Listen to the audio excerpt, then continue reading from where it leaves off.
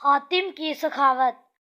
ملک یمن میں آباد قبیلہ طے کے سردار حاتم طائی کے پاس عربی نسل کا ایک بہت ہی عمدہ گھوڑا تھا۔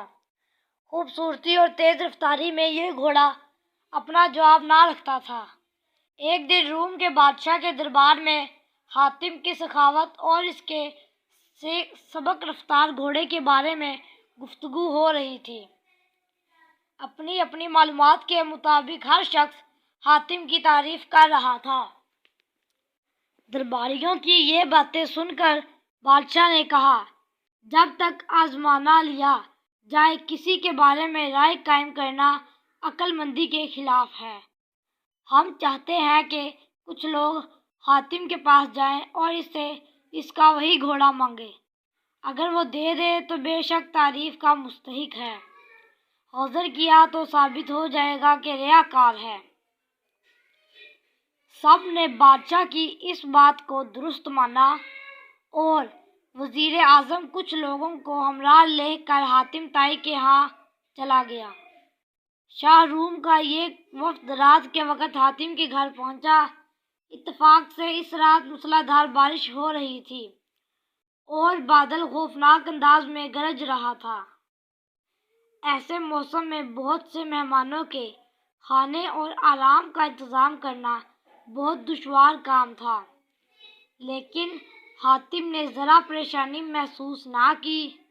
اس نے فوراً ایک گھوڑا ذبح کیا اور دسترخوان بچھا کر لذیذ بھنا ہوا گوشت مہمانوں کو کھلایا۔ صبح ہوئی تو ادھر ادھر کی باتوں کے بعد وزیر نے اپنے آنے کا مقصد بیان کیا اور اس سے وہ گھوڑا جس کی دور دور تک شہرت تھی۔ وزیر کی یہ بات سن کر حاتم افسوس کے انداز میں ہاتھ ملنے لگا، پھر بولا، آپ وہ گھوڑا لینے آئے تھے تو آتے ہی یہ بات کیوں نہ بتا دی؟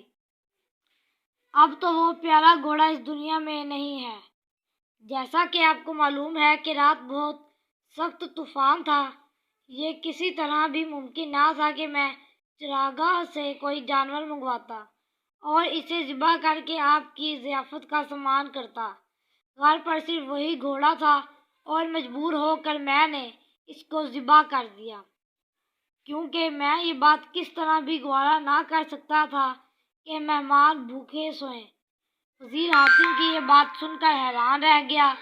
اس نے کہا، لوگ آپ کی جس قدر تعریف کرتے ہیں، خدا کے فضل سے آپ اس سے کہیں زیادہ شریف اور سخی ہیں۔